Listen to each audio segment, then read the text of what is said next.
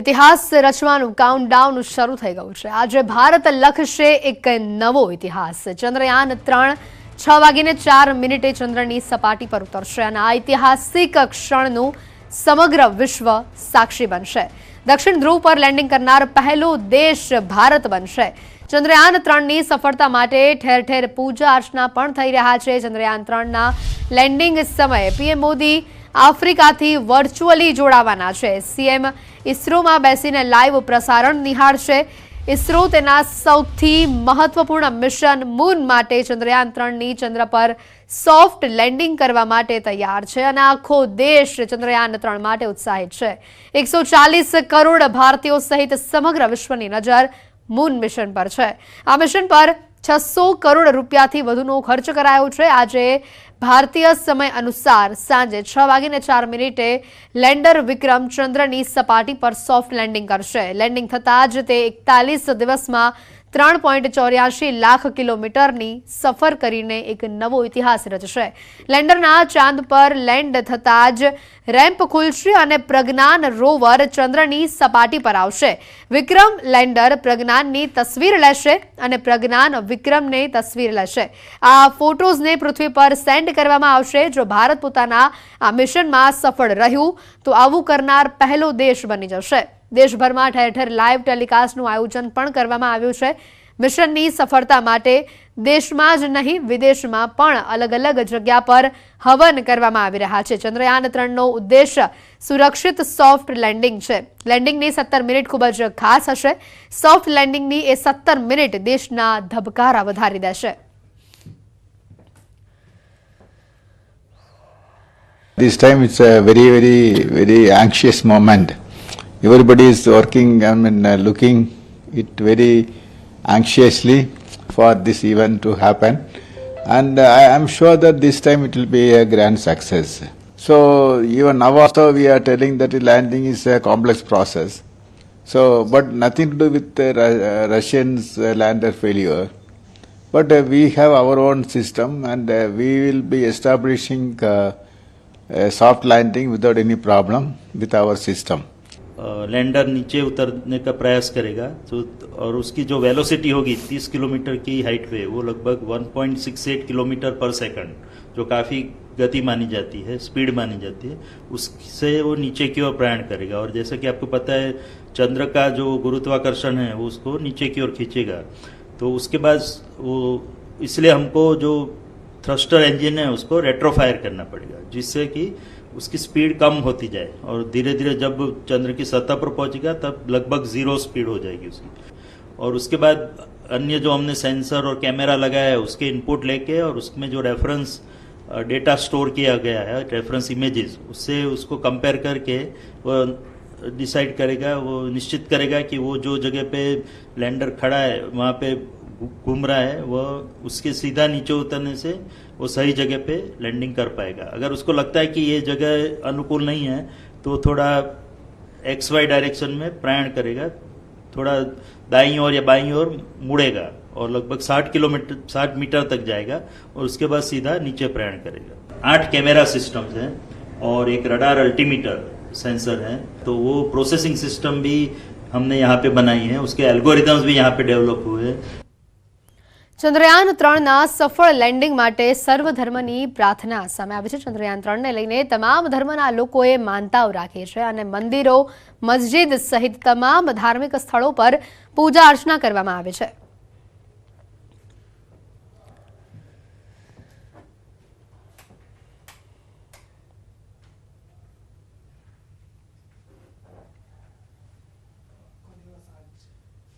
ચંદ્રયાન 3ના સફળ લેન્ડિંગ માટે મુંબઈની ટ્રેનમાં પ્રવાસીઓએ હનુમાન ચાલીસા કરી। વૈષ્ણોદેવી જઈ રહેલા શ્રદ્ધાળુઓએ દેશના ગૌરવ માટે પ્રાર્થના કરી છે। આજે સાંજે 6:04 ચંદ્રયાન 3 ચંદ્ર પર લેન્ડ થશે।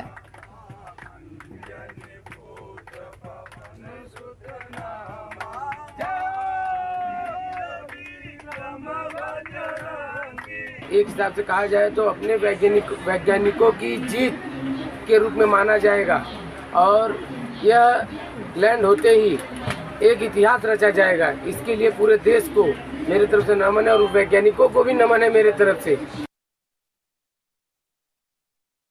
ચંદ્રયાન-3ના સફળ લેન્ડિંગ માટે રાજ્યમાં અનેક સ્થળો પર પૂજા અર્ચના અને પ્રાર્થના થઈ રહી છે, ત્યારે અમદાવાદના કાંકરિયા પાસે આવેલી ચંદ્રપ્રકાશ સોસાયટીમાં પણ ચંદ્રયાનના સફળ લેન્ડિંગ માટે નવચંડી યજ્ઞનું આયોજન કરવામાં આવ્યું છે.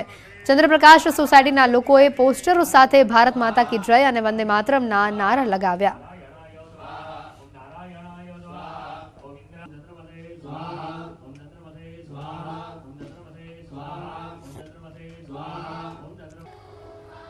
આજે સમગ્ર વિશ્વની નજર ભારત તરફ છે. ભારત ઇતિહાસ રચવાની તૈયારીમાં છે. વિદ્યાર્થીઓ સહિત તમામ ઉંમરના લોકો આજે ભારતની સફળતાના સાક્ષી બનવા જઈ રહ્યા છે.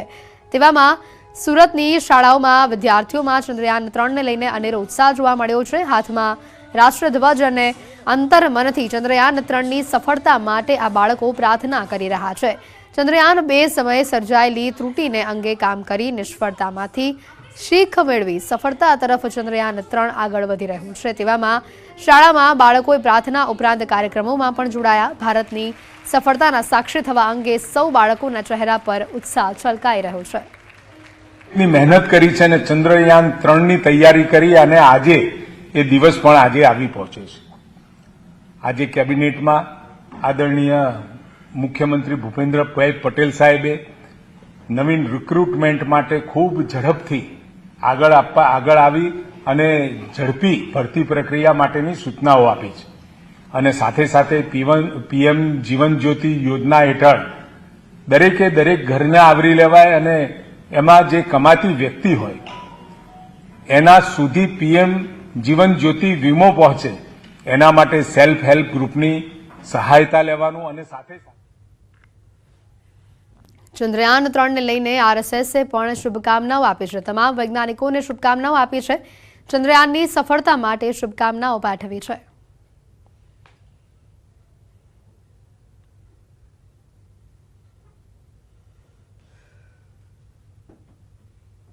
भारत का चंद्रयान-3 अभियान हम सब के लिए बहुत ही महत्वपूर्ण है.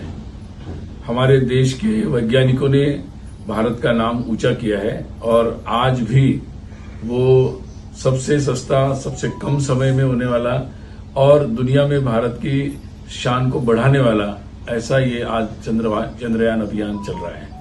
मैं उसके लिए अपने सारे वैज्ञानिकों को बधाई भी देता हूं, शुभकामना देता हूं और मुझे पूरा विश्वास है कि ये निश्चित रूप से सफल होगा. ચંદ્રના દક્ષિણ ધ્રુવ પર ચંદ્રયાનનું સફળ લેન્ડિંગ કરાવી ભારત જ્યારે ઇતિહાસ રચવા જઈ રહ્યું છે ત્યારે દેશવાસીઓમાં અનોખો ઉત્સાહ છે. ન્યૂઝ 18ની ટીમે પણ આ પ્રસંગે વિક્રમ સારાભાઈના પુત્ર કાર્તિકેય સારાભાઈ સાથે ખાસ વાતચીત કરી. ત્યારે કાર્તિકેય સારાભાઈએ પણ ચંદ્રયાન-3 મિશનને લઈને ભારત એક નવી સિદ્ધિ પ્રાપ્ત કરશે તેવો આશાવાદ વ્યક્ત કર્યો.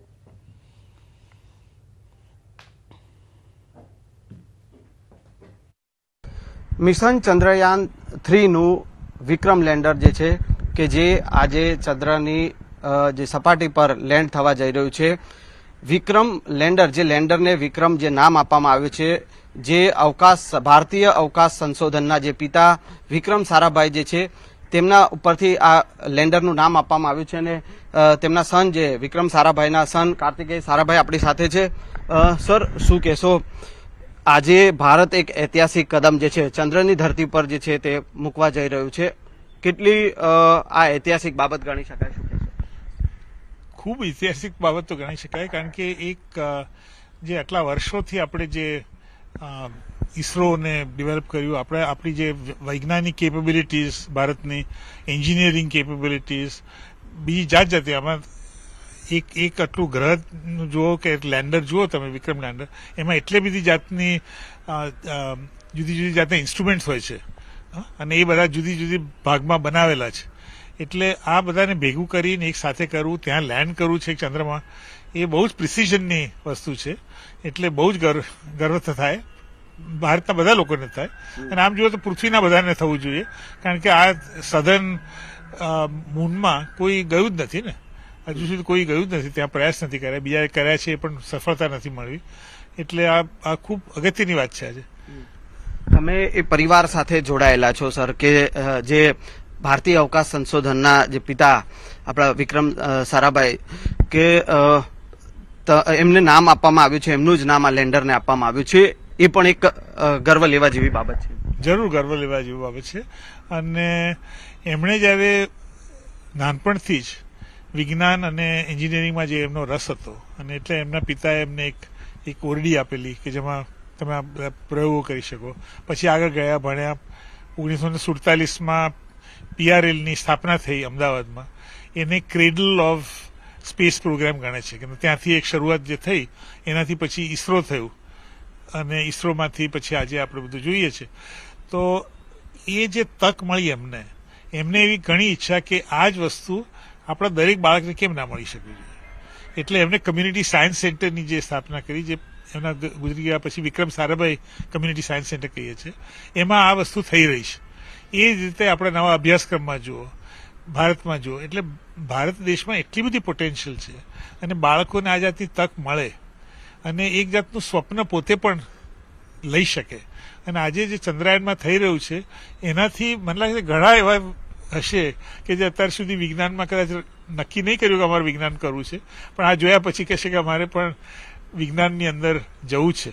અત્યારે તો આમ સાયન્સમાં અત્યારે એનરોલમેન્ટ પણ ઓછું છે આપણે ત્યાં, પણ એ પણ વધશે. કારણ કે લોકો જુએ છે વિક્રમભાઈની એક બહુ જ અગત્યની એમની એક બિલીફ હતી કે દરેક ક્ષેત્રમાં, પછી કૃષિ હોય કે ફોરેસ્ટના હોય શબ્દ કે ઉદ્યોગની સાથે હોય, એમાં વિજ્ઞાનની જે દ્રષ્ટિકોણ છે, વિજ્ઞાનની રીતે જે વિચાર કરવાની છે, એ જ વસ્તુ આપણને વિકાસમાં મદદ કરી શકશે. એટલે એ વસ્તુ આપણે જોઈ શકીએ છીએ.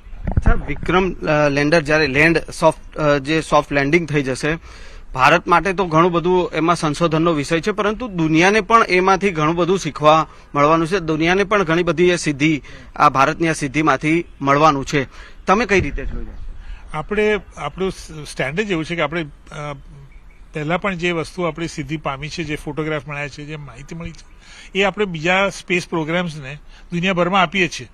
ઇસરો યુનિવર્સિટીમાં પણ આપે છે. કોઈ યુનિવર્સિટી કહે કે ભાઈ અમારે આ જે માહિતી મળી એમાં અમારે પણ થોડું વધારે સંશોધન કરીને કઈ પેપર કરવું છે, એને સમજવા પ્રયત્ન કરવો છે. કે આમાં બધો ડેટા ઘણો આવે, પણ એ ડેટામાંથી શું પછી તારવું, એમાંથી કઈ જાતનું સમજ કરવું, એ તો ઘણી અઘરી વસ્તુ છે અને ઘણા લોકોના મગજની જરૂર છે. પણ આપણે શેર કરીએ છીએ. આપણે એવું નથી જોતા કે ખાલી આ ભારત માટે છે, આપણે દુનિયાભર માટે આપણે એક અચીવમેન્ટ કરી રહ્યા છે. એટલે soft landing I am sure જે આંતરિક સ્પેસનો જે પ્રોગ્રામ છે એ ખાસ કરીને વિકસિત દેશોને માટે ખૂબ જ અગત્યનો છે, જે બીજા લોકો નથી આપી શકતા એ જાતનો કાર્યક્રમ.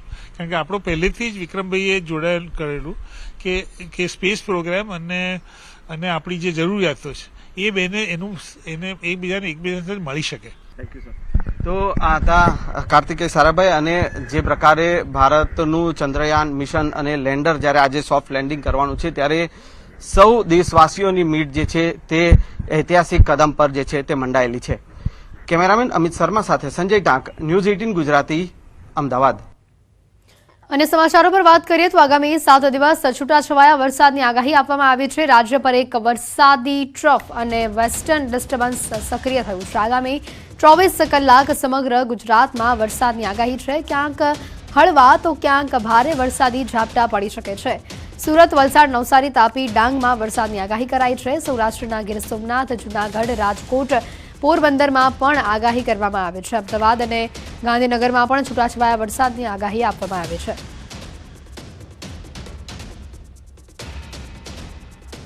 अगले 24 आवर्स के लिए गुजरात रीजन में स्कैटर्ड प्लेसेस में लाइट टू मॉडरेट रेन हो सकता है. इवन सौराष्ट्र कच्छ में भी आइसोलेटेड प्लेसेस में रेन होने का संभावना है. इवन अहमदाबाद, गांधीनगर में भी आज संभावना है लाइट रेन होने का. लाइट टू मॉडरेट रेन भी हो सकता है. कोई अलर्ट वगैरह में अभी वार्निंग कुछ नहीं है, अलर्ट कुछ नहीं है. फिशरमैन के लिए भी वार्निंग नहीं है, हेवी रेनफॉल वार्निंग भी नहीं है. ગુજરાતના ખેડૂતો માટે સૌથી મોટા સમાચાર છે. હજી સારા વરસાદની રાહ જોવી પડશે. હવામાન નિષ્ણાંત અંબાલાલ પટેલની આગાહી આવી છે. કૃષિ પાકોને પિયત કરવું પડે તો કરી દેજો. હાલ કૃષિ પાક માટે પિયત કરવું જરૂરી બન્યું છે. હાલ વરસાદની કોઈ સિસ્ટમ સક્રિય નથી. લોકલ સિસ્ટમના કારણે ફક્ત ઝાપટા પડી શકે છે. વરસાદની રાહે ન બેસતા પિયત કરી દેજો। હાલ સારો વરસાદ આપે તેવી કોઈ સિસ્ટમ નથી। અલ નીનોની અસર જોવા મળી રહી છે। વરસાદની સ્થિતિ સારી નહીં। સપ્ટેમ્બરમાં પણ સારા વરસાદની શક્યતા નથી। 24 થી 26 ઓગસ્ટ સુધી હળવા ઝાપટા પડી શકે છે। દક્ષિણ ગુજરાત સૌરાષ્ટ્રના કાંઠા માટે પણ આગાહી કરાઈ છે। તારીખ 29 થી 31 ઓગસ્ટ સુધી વરસાદી ઝાપટા વધી શકે છે। 29મીએ બંગાળ ઉપસાગરમાં સિસ્ટમ બની શકે છે।